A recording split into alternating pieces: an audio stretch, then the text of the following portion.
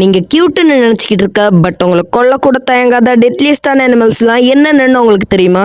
நம்ம first meet பண்ண போறது ஸ்லோ லோரிஸ்.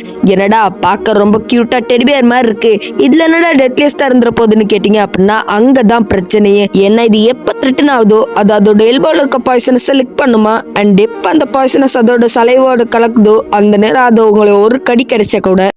சுடுகாட்டு சொல்லியாச்சா? சொல்லியாச்சுங்க சார். பாட ரெடியா ஆச்சுங்க, சீக்கிரம்.